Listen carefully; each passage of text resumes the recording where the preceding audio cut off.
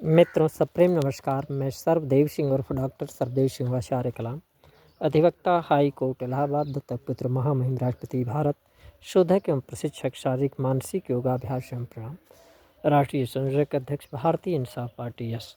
दोस्तों, आज 14 जनवरी 2025 को मकर संक्रांति की शुभकामनाएं। दोस्तों, आज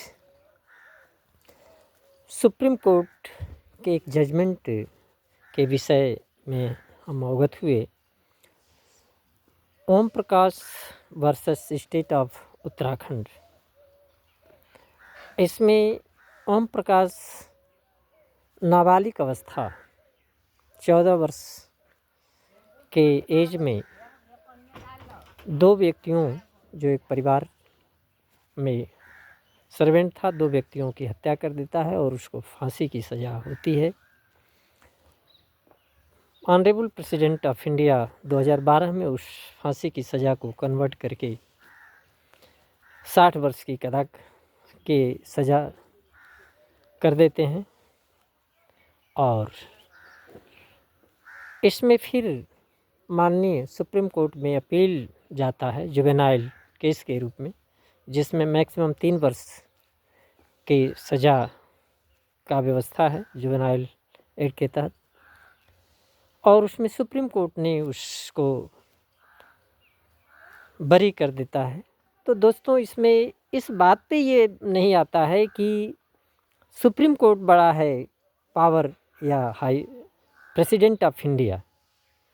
प्रेसिडेंट ऑफ इंडिया के पास मोमेंटम तात्कालिक रूप से ऐसी संविधान में शक्तियाँ निहित हैं जो कोई विशेष परिस्थिति अगर ऐसी हो तो वो किसी भी व्यवस्था कोई लीगल प्रोविज़न नहीं हो तो उसके इतर भी वो डिसीजन ले सकते हैं हमारे राष्ट्र की एकता, अखंडता, धर्मनिरपेक्षता के रक्षार्थ, विधि व्यवस्था के रक्षार्थ।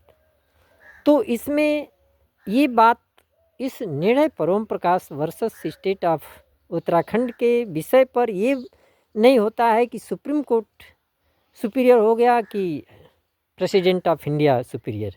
President of India constitutionally Bharat का सर्वोच्च पद है और वो रहेगा, उसमें कहीं से भी बदलने की स्थिति नहीं है। और जहाँ तक सुप्रीम कोर्ट के जजमेंट की बात है तो वो एक विधि व्यवस्था के तहत न्यायपालिका जो हमारी संस्था है उसका सर्वोच्च न्यायिक विश्लेषक संस्था है। और माननीय या ऑनरेबल प्रेसिडेंट ऑफ इंडिया को जिस भी स्थिति में आवश्यकता हो वो लीगल सजेशन के लिए उनको कोई भी मैटर अलॉट कर सकते हैं या वो दे सकते हैं। तो इस स्थिति में विधि का जहाँ निहित सारभूत सब्सिक्वेंशियल पॉइंट है या लॉ है, वहाँ पर उसका विश्लेषण का दायित्व सुप्रीम कोर्ट पर है और कानून रूल ऑफ लॉ है भारत में।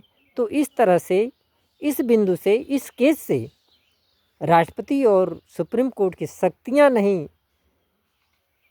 डिवाइड होती हैं, शक्तियों का निर्धारण नहीं होता है। ये हमारी गलतफहमी है। ये एक जजमेंट में ही जो उसको आजीवन या फांसी की सज़ा अवार्ड किया जाता है, वहाँ विधि एक गलती हुई। जो ट्रायल कोर्ट है जिसको की मात्र जुवेनाइल एक्ट के तहत 3 वर्ष की सज़ा अवार्ड होना चाहिए था, वो आजीवन फांसी की सज़ा दे दिया था। तो मित्रों, इसी बात के साथ मैं सरदेव सिंह उर्फ डॉक्टर सरदेव सिंह आचार्य कलाम आप सभी को सप्रेम नमस्कार।